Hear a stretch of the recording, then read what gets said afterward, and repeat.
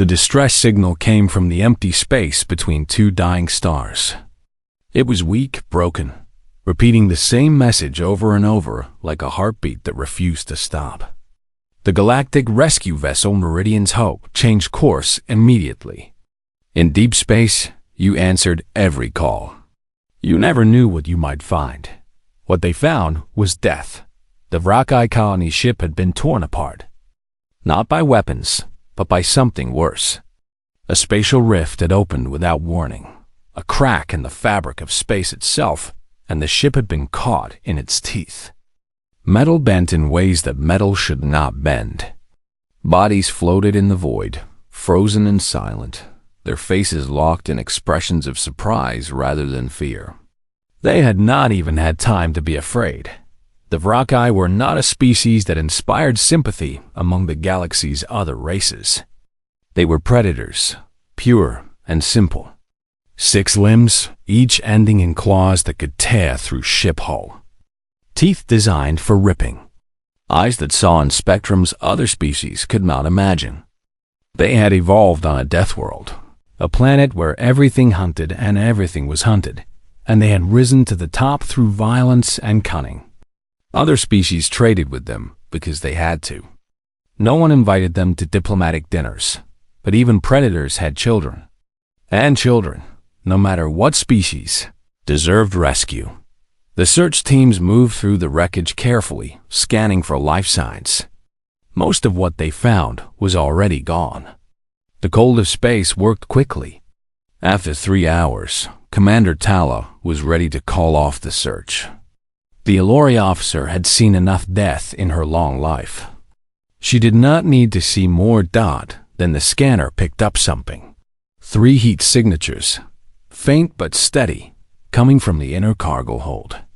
The rescue team moved quickly. They cut through the sealed door and stepped into darkness. The growling started. Immediately, 3 shapes huddled in the corner, pressed against each other, their eyes reflecting the light from the rescue team's helmets. Cubs, Vrakai cubs, no more than a few months old by their size. Their fur was silver black, matted with dust and dried blood that was not their own. They were terrified. And terrified predators were dangerous predators. The first medic who approached lost 2 fingers. The Kashan screamed and fell backward, purple blood spraying across the floor. The cubs did not press their attack. They simply retreated deeper into the corner, their growls growing louder, their small bodies shaking. Commander Talla ordered everyone back. She studied the cubs through her helmet's display, watching the way they moved, the way they protected each other. The largest one, a female with a torn ear, positioned herself in front of the other 2. She was barely the size of a human child, but her claws were already sharp enough to kill. Her eyes held no trust, no hope, only the desperate certainty that the universe wanted her dead, and she would fight it with everything she had. The commander had seen that look before. She had worn it herself once long ago. "Containment protocols," she said quietly. "We bring them back to the ship. We keep them fed, keep them alive. But no one goes near them. Not until we can contact the Vrakai authorities and transfer them to their own people." It was the logical choice. The safe choice. The cubs were dangerous, traumatized, and belonged to a species that had never shown friendship to anyone outside their own kind. Getting attached would be foolish. Getting close would be deadly. The cubs were transported to a specially prepared chamber in the medical wing. The walls were reinforced. The door had 3 separate locking mechanisms.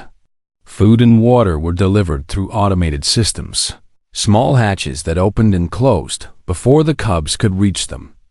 Everything was designed to keep the cubs alive while keeping everyone else safe. For 3 days, the system worked. The cubs stayed in their corner, growling at the cameras, refusing to eat. The food sat untouched, growing cold, eventually recycled and replaced with fresh portions that also went untouched. The ship's medical AI reported increasing signs of stress and malnutrition. The cubs were slowly dying, not from their wounds, But from fear, Commander Telli watched the feeds and felt something twist in her chest. She had made the right decision. She knew she had. But the right decision did not always feel right. On the fourth day, a human woman named Una Park noticed the cubs on her break. Una was not anyone important on the Meridian's Hope. She was a cargo specialist, which was a fancy way of saying she moved boxes and fixed broken things. She had been doing this job for 2 years, ever since she left Earth looking for something she could not name. Adventure, maybe, purpose, or perhaps just distance from a home that had felt too small for too long. She was drinking coffee in the common area when she glanced at the security monitor on the wall. The channel was set to the medical wing, and there they were. 3 small shapes, huddled together, not moving except for the occasional shiver. The food dispenser had just opened and closed. The cubs had not even looked at it. Una put down her coffee. She knew about the cubs. Everyone on the ship did. They were cargo, essentially, dangerous cargo being transported from one point to another. No one was supposed to interact with them. The orders were clear, but Una had never been very good at following orders. She walked to the medical wing. The corridors were quiet at this hour, the ship running on its night cycle, and she met no one on her way. When she reached the containment chamber, she stopped and looked through the observation window. The cubs looked smaller in person. Smaller and more tired. The female with the torn ear lifted her head when Una approached, her growl starting low in her throat, but there was no strength behind it. She was warning Una away because that was all she knew how to do, not because she believed it would work. The other 2 cubs did not even react. The smallest one, a male with pale gray markings on his face, had his eyes closed. His breathing was shallow, uneven. He was giving up. Una thought about her grandmother. She thought about the stories the old woman used to tell, sitting on the porch of their small house in the mountains, her voice soft and warm as the summer night wrapped around them. Stories about tigers and foxes and clutter rabbits. Stories about fear and courage and the strange magic of simply being present with another living thing. She thought about a scared little girl who had nightmares every night until her grandmother sat beside her bed and talked until the fear went away. The security panel next to the door blinked red, demanding authorization codes. Una's fingers moved across it, entering sequences she had learned from 2 years of fixing every broken system on this ship. The panel flickered, yellow. Then green. The door opened. The cubs exploded into motion, their growls filling the small chamber, their claws scraping against the floor as they pressed themselves into the corner. The female positioned herself in front of the others, her torn ear flat against her skull, her teeth bared in desperate threat. Una stepped inside. The door closed behind her. She sat down on the floor, slowly, carefully, folding her legs beneath her in the way her grandmother used to sit.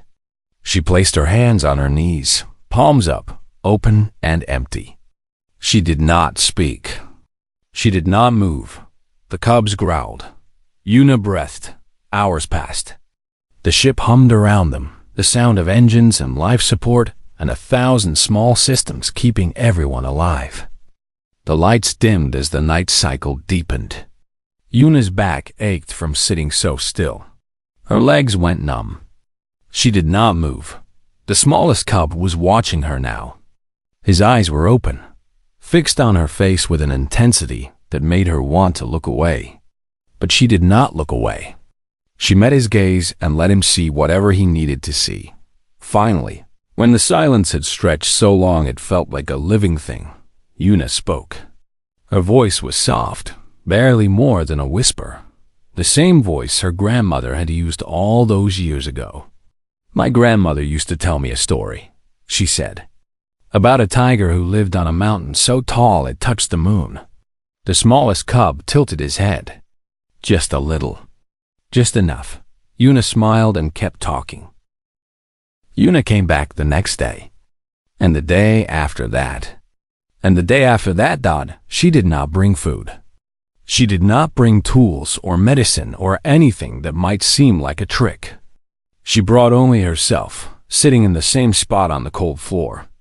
Her hands open on her knees, her voice low and steady as she continued the story. The tiger, she told them, was the strongest creature on the mountain. His claws could split rocks. His roar could shake the snow from the highest peaks. Every animal feared him, from the smallest mouse to the largest bear. When he walked through the forest, all other creatures ran. When he rested by the river, no one dared to drink.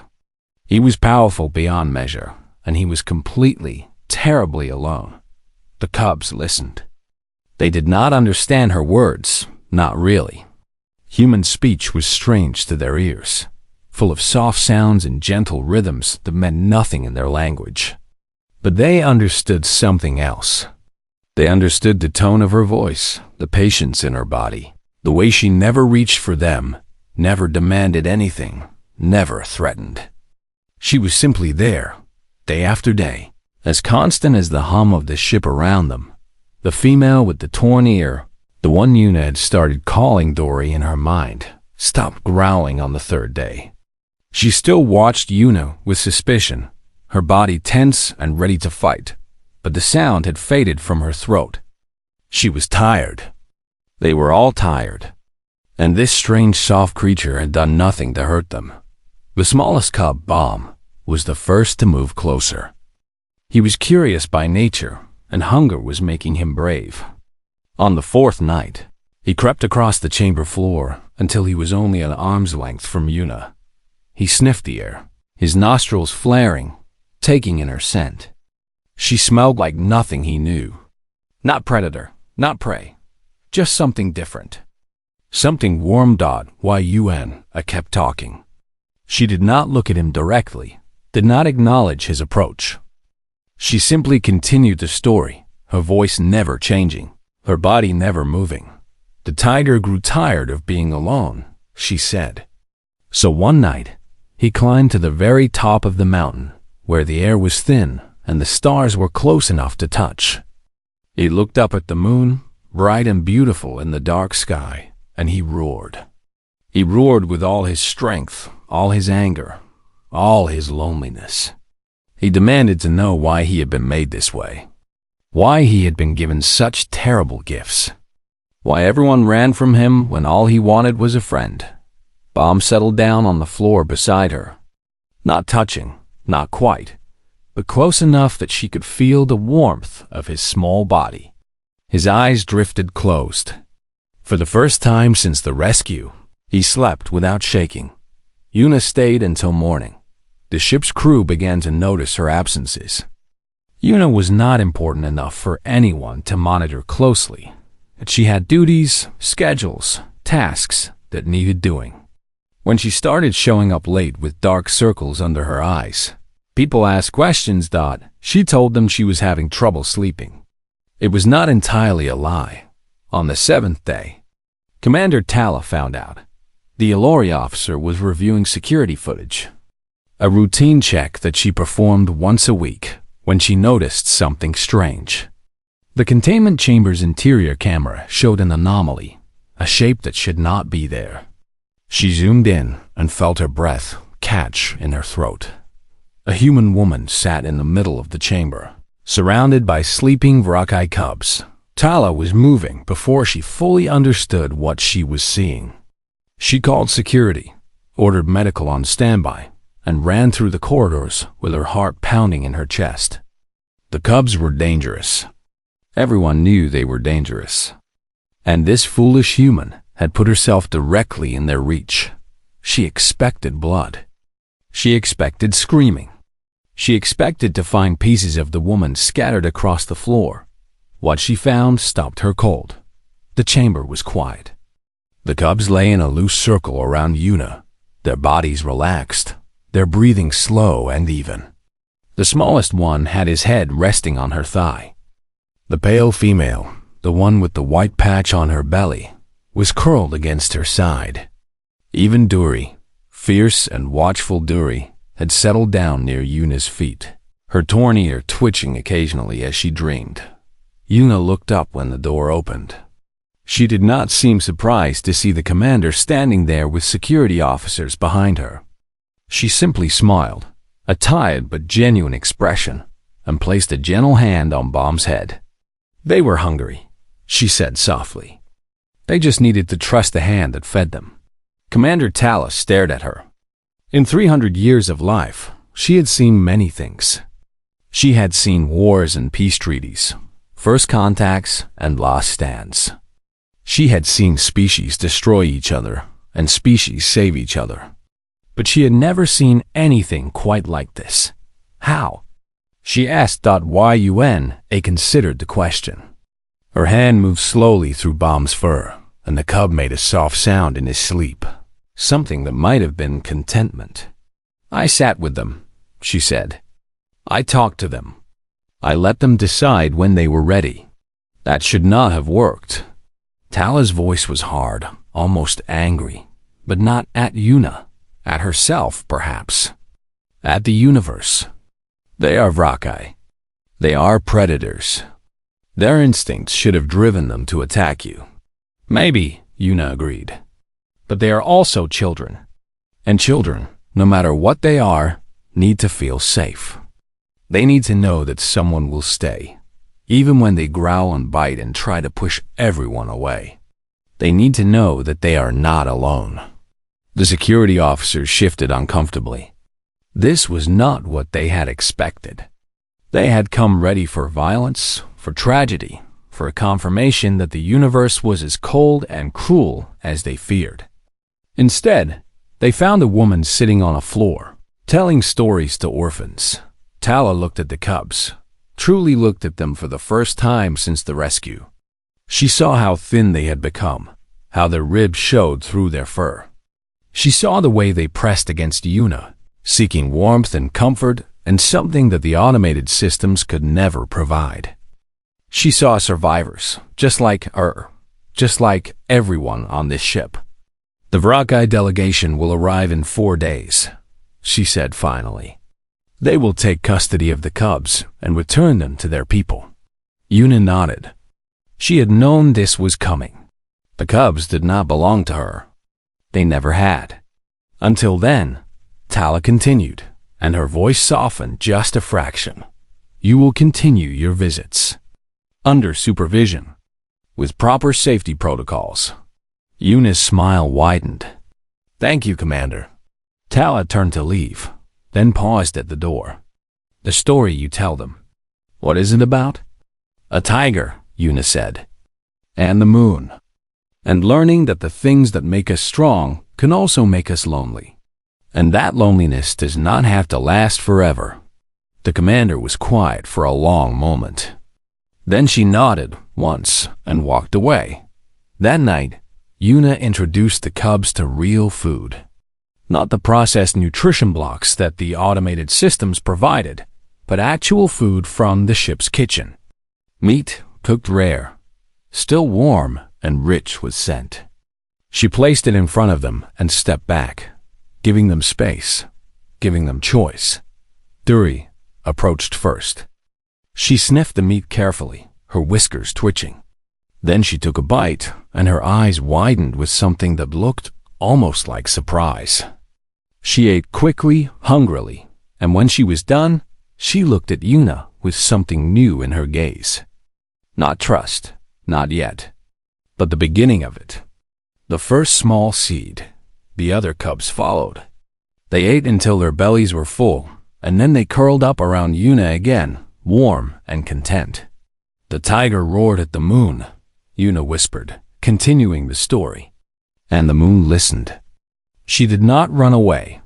She did not fear him. She simply listened, and when he was done, she spoke. Mom's ear twitched. He was awake, she realized, listening. What did the moon say? Yuna asked, as if he had spoken the question aloud. She said, "Little tiger, you are not terrible. You are just strong. And strength without purpose is lonely. But strength with love is the most powerful thing in all the world." The cub made a soft sound, something between a growl and a purr. Yuna chose to believe it meant he understood. Outside the chamber, Commander Tala watched through the observation window. She stayed for a long time, her expression unreadable, before finally walking away into the quiet hum of the ship. Word spread through the ship like fire through dry grass. The crew of the Meridian's Hope was not large, perhaps 60 individuals from a dozen different species, and gossip traveled fast in the metal corridors. By the second day after Commander Tala's discovery, everyone knew about the human woman and the predator cubs. Some thought she was crazy. Some thought she was brave. A few quietly thought she might be both Dawn Hannah. Lee was one of the first to ask if she could visit. Dawn Hannah was the ship's engineer, a small woman with oil-stained hands and a laugh that could fill any room. She had known Yuna since they both joined the crew, had shared meals and complaints and late-night conversations about home. When she heard what Yuna was doing, she did not ask why. She simply asked how she could help. "Just sit with me," Yuna said. "Talk normally. Let them get used to more voices, more sense. They need to learn that not everyone is a threat." So Hana came. She sat on the floor beside Yuna, far enough from the cubs to give them space, and she talked about engines. She explained how the ship systems worked, how power flowed through conduits like blood through veins, how every piece connected to every other piece in a dance that kept them all alive. She did not expect the cubs to understand.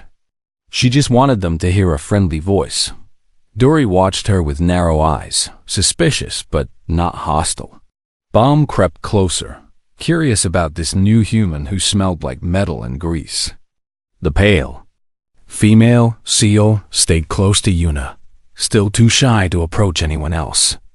After an hour, Hana pulled a small wrench from her pocket and began spinning it idly between her fingers. The movement caught Dory's attention. The cub's eyes tracked the flash of metal, her predator instincts responding to the motion. "She likes shiny things," Yuna observed. Hana grinned and held out the wrench, not toward Dory, just out in the open where she could see it clearly. Most predators do. Movement and shine trigger their hunting instincts. Dory crept forward, one careful step at a time. When she reached Hana, she did not attack.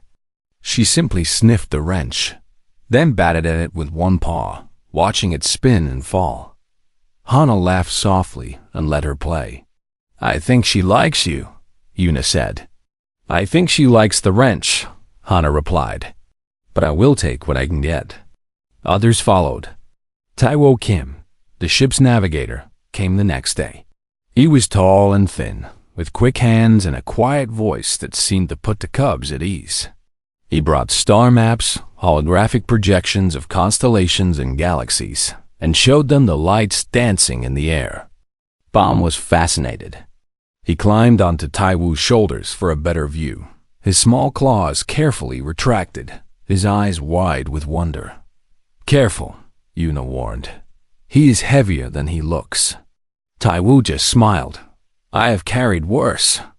The ships. Doctor came, a Kashin named Rayla, who had been terrified of the cubs after the attack on her colleague. But she watched through the observation window for 3 days before finally asking to enter. She needed to check their health, she said, make sure they were recovering properly. Yuna agreed, and the cubs allowed it, tolerating the doctor's gentle examination with only minor growling.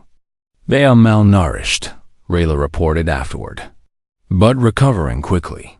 Their immune systems are strong, and the psychological damage seems to be healing as well. Whatever you are doing, it is working." Yuna did not take credit.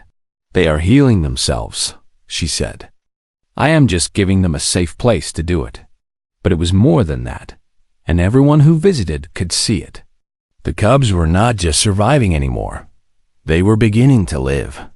Mom's playful energy was returning, his curiosity driving him to explore every corner of the chamber. Seal was growing more confident, allowing others to pet her soft fur, purring when Yuna scratched behind her ears. Even Dory, proud and fierce Dory had started to relax. She still watched everyone with careful eyes, still positioned herself between her siblings and any potential threat, but the constant tension had left her body. She knew she was safe. Finally, truly, she knew. And through it all, Yuna continued the story. The tiger and the moon became friends, she told them.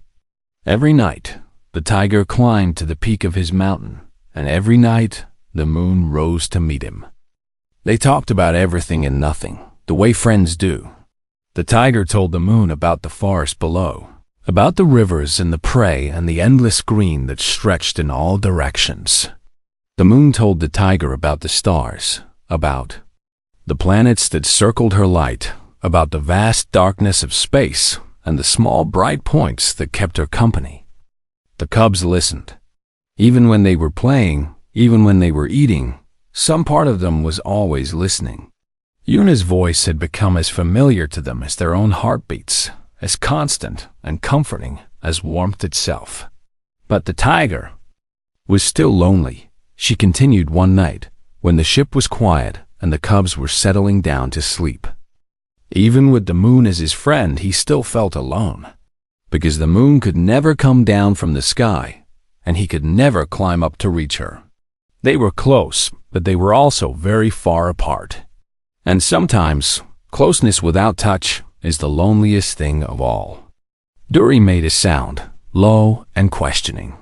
She did not understand the words, but she understood the feeling. She had felt it herself in the terrible hours after the colony ship was destroyed, when she huddled with her siblings in the dark and waited for a help that might never come. So the tiger made a decision, Yuna said. He decided to find a way to reach the moon. Not to leave his mountain forever, but to visit just once, so he could see his friend up close. So he could know that their friendship was real, that the moon was not just a dream or a wish, but something solid and true. Bomb crawled into her lap. Seal pressed against her side. Dory settled at her feet, her torn ear twitching as she fought to stay awake. How did he do it? Yuna asked, as if the cubs had spoken.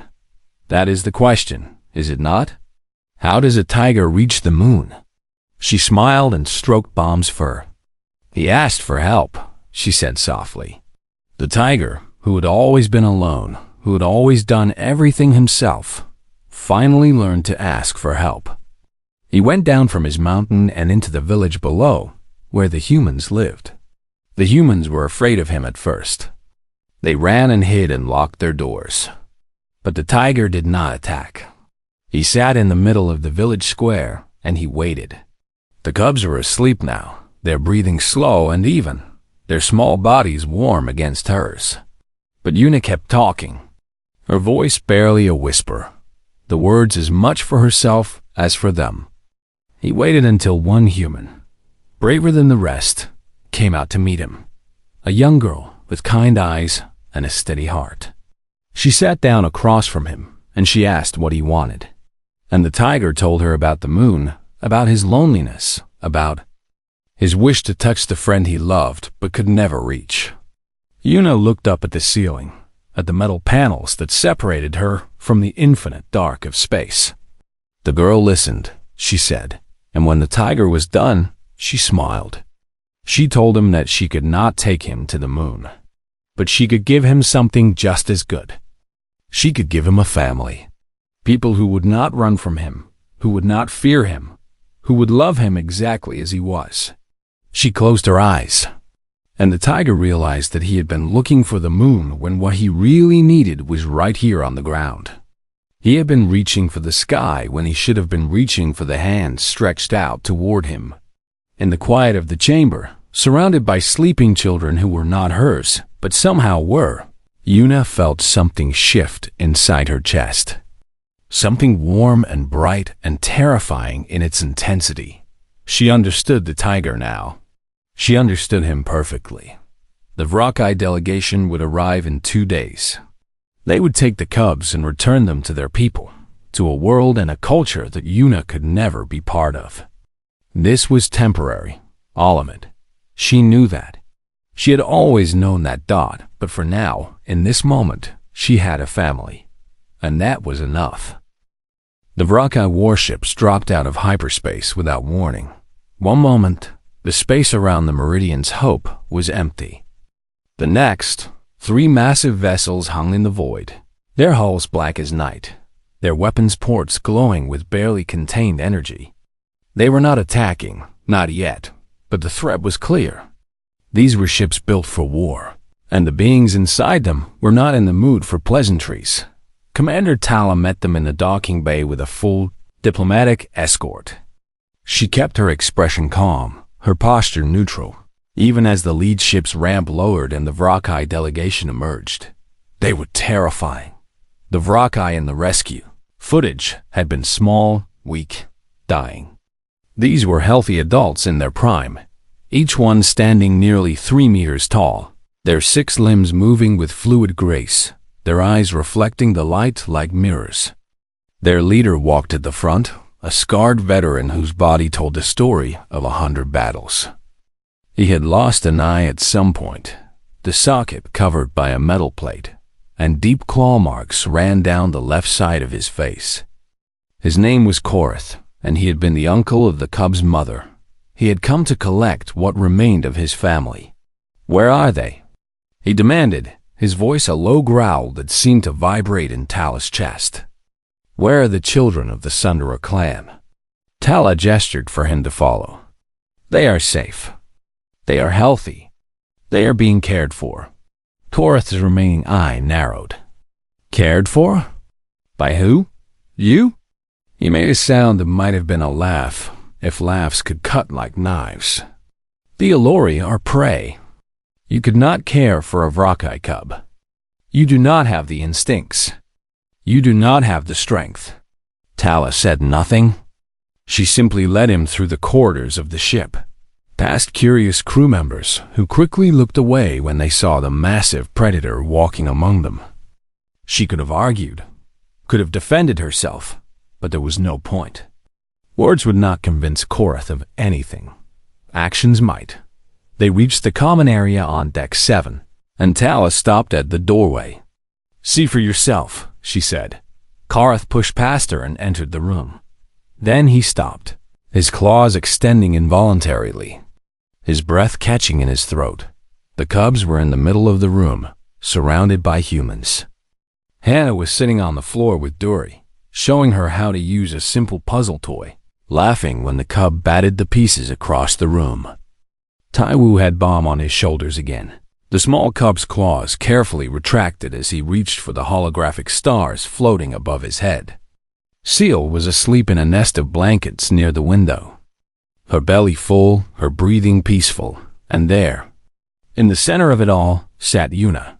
She was talking to Dory, her voice soft and warm, her hands gesturing as she explained something that made the cub tilt her head in that curious way she had developed. When she noticed Korath standing in the doorway, she did not flinch. She did not run.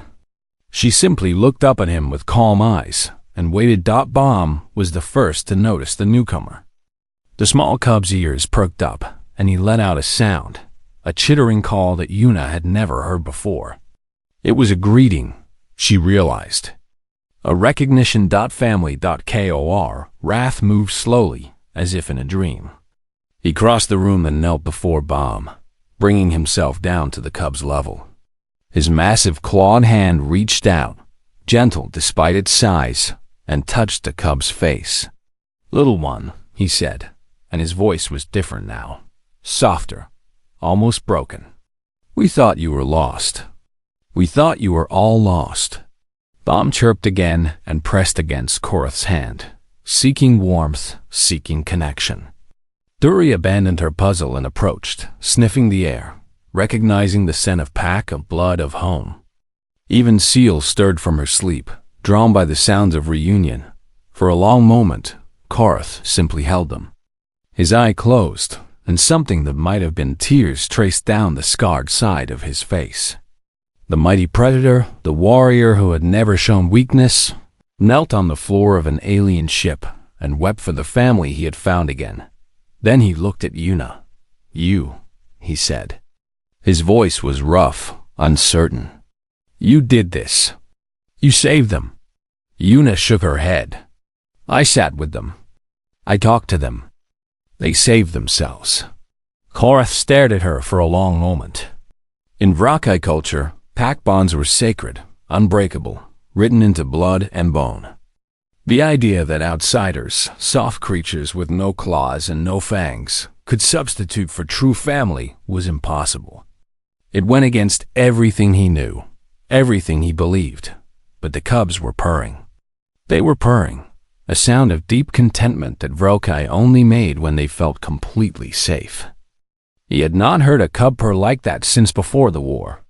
Since before everything went wrong. The story, he said slowly. They speak of a story. In their dreams, they call out words I do not understand. A tiger. A moon. What is this?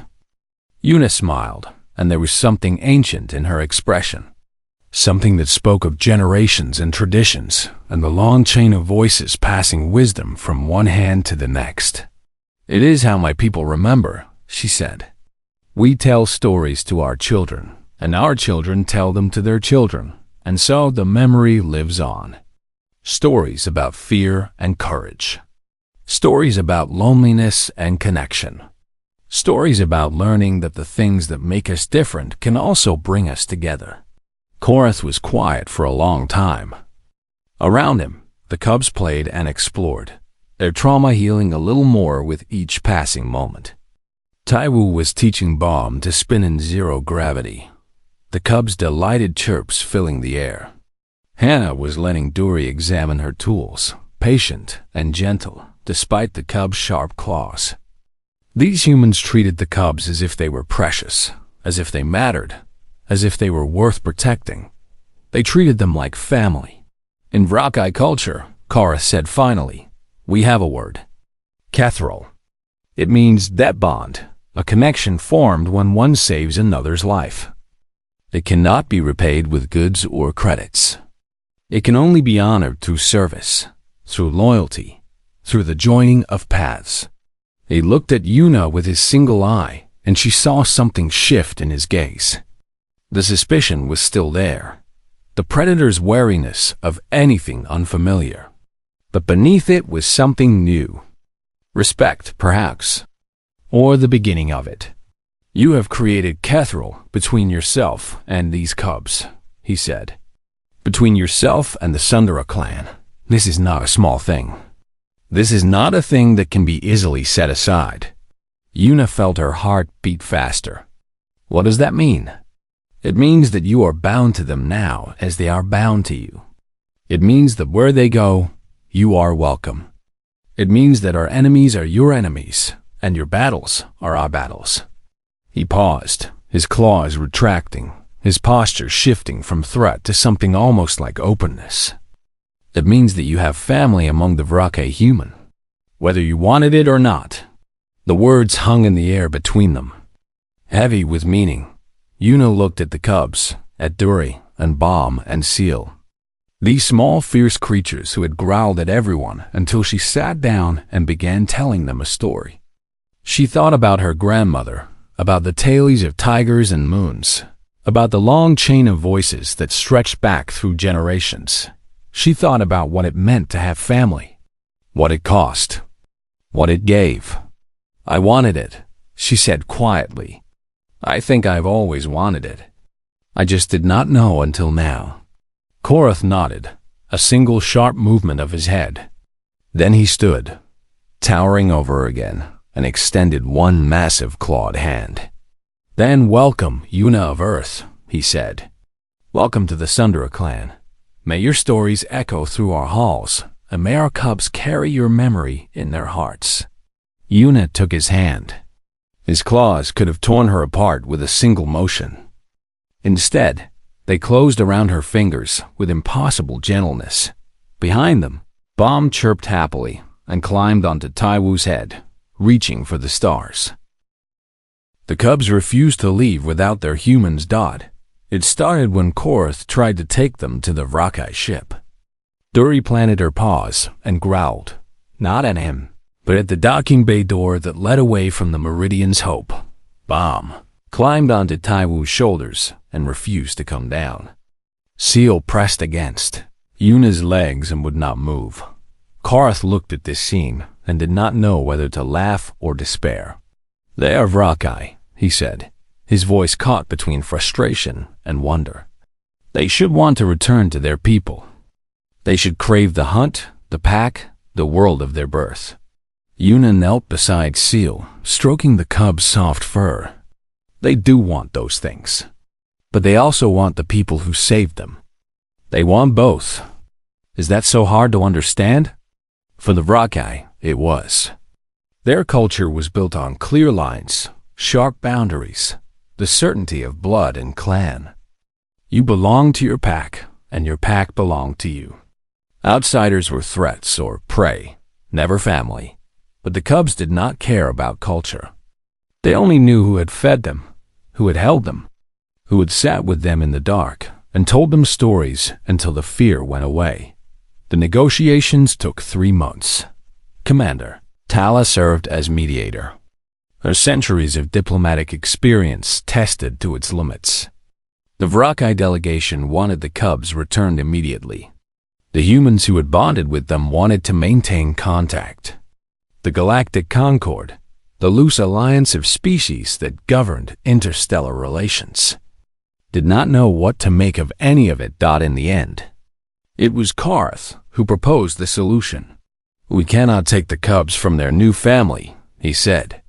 Standing before the Vrakai Council, his scarred face set with determination. "But we cannot abandon them to aliens either.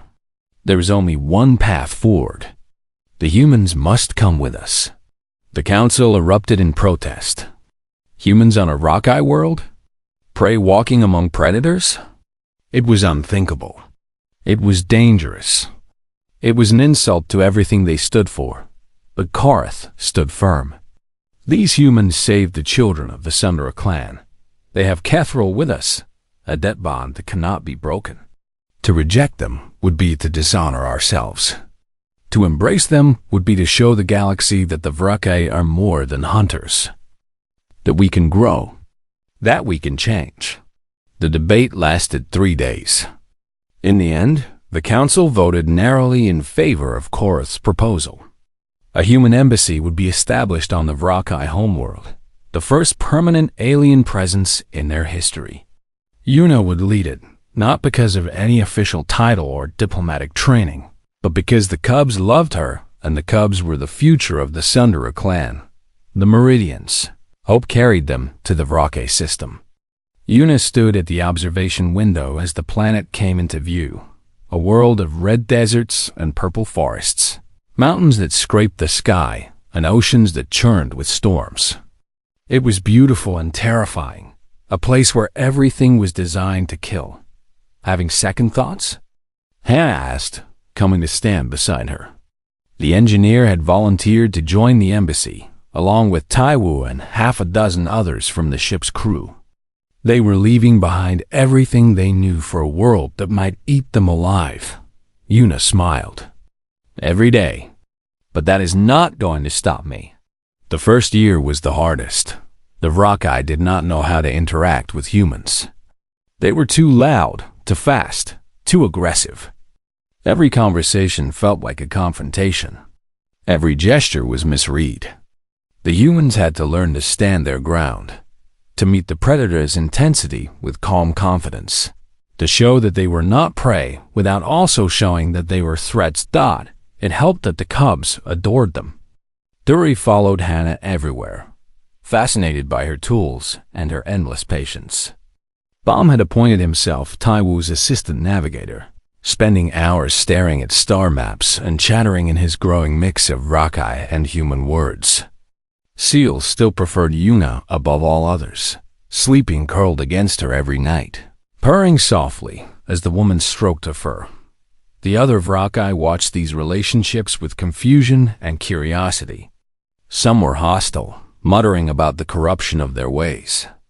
But others, especially the younger ones, began to approach the humans with tentative interest. They asked questions. They listened to answers. They learned Dot, and every night, in the great hall of the Sundara clan, Una sat by the fire and told stories. The tiger reached the moon, she told them, not by building a rocket or climbing an impossible ladder, but by realizing that the moon had been coming to him all along. Every night, she rose in the sky and shone her light on his mountain. Every night, she touched him with her brightness, even if he could not touch her back. They were connected, always had been, through the light that traveled between them. The Vrakai listeners leaned in, cubs and elders alike. They did not fully understand these human stories, with their soft morals and gentle lessons.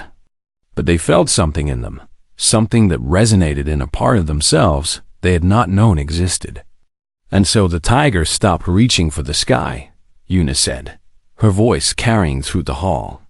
He looked around at the village where he had made his home, at the humans who had welcomed him, at the family he had built with his own paws. He realized that he was not alone anymore. He had never been alone.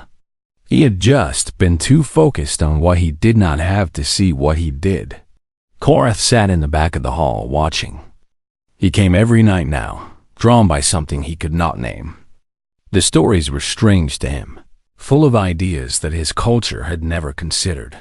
Forgiveness, patience, the strength of gentleness. But they worked. He could see them working, see them changing his people in small ways that added up to something large. The cubs of the Sundara clan were growing up with both Vrakai strength and human wisdom. They would be something new, something the galaxy had never seen before. And it had all started with a woman who sat on a floor and refused to flinch. 5 years passed. The human embassy grew from a single building to a small district, then to a proper quarter of the capital city. Humans and Vrakai walked side by side through the streets, once a shocking sight, now merely unusual. Trade flourished. Cultural exchange programs were established. Young Vrakai traveled to human worlds to study, and young humans came to the Vrakai homeworld to learn. The Galactic Concord took notice. How did humanity achieve this? The Allori ambassador asked at a conference, genuine bewilderment in her ancient voice. The Vrakai have been isolated for centuries. They rejected every diplomatic overture. And yet you built a bridge in 5 years. How? Ambassador Una Park of the Vrakai territories laughed. She was older now, her hair touched with gray, her face lined with years of challenge and triumph. Dory stood beside her, no longer a cub but a full-grown Vrakai, her torn ear now a mark of pride rather than trauma. Bomb and Seal were there too, serving as her personal guard, a role they had insisted on despite her protests. We did not do anything special, Una said. We just remembered that every monster is just someone who has not heard the right story yet. The ambassador stared at her, waiting for a real answer. A strategic explanation that could be written in reports and studied by analysts. Una just smiled. That night, back on the Vrakai homeworld, she sat in the great hall as she always did. The fire crackled before her, warm and bright, and around her sat an audience of hundreds. Vrakai and humans, young and old, predator and prey, all gathered to hear the woman who had changed their world. Let me tell you a story, she said, about a tiger who lived on a mountain so tall it touched the moon. Duri settled beside her, purring. Bomb leaned against her other side. Seal rested her great head in Una's lap, just as she had done as a tiny cub in a cold containment chamber a lifetime ago. The fire burned bright. The story continued, and somewhere in the endless dark of space, on worlds the humans had not yet reached, other species heard rumors of what had happened. They heard about the predators tamed by kindness. They heard about the stories that built bridges. They heard about the soft, clawless creatures who walked into the monster's den and came out as family. They began to wonder. They began to hope. Maybe. They thought, maybe we do not have to be alone either. Maybe there is someone out there who will sit with us in the dark and tell us stories until the fear goes away. Maybe the humans will find us too, and so the story spread. Carried on the light between stars, traveling through the vast cold void to warm hearts that had forgotten what warmth felt. Like the tiger and the moon, the woman and the cubs, the hunters, who learned to love. This was how humanity conquered the galaxy. Not with fire or steel or the power of the atom, but with a voice in the dark that whispered, "Let me tell you a story," and then sat down and did exactly that.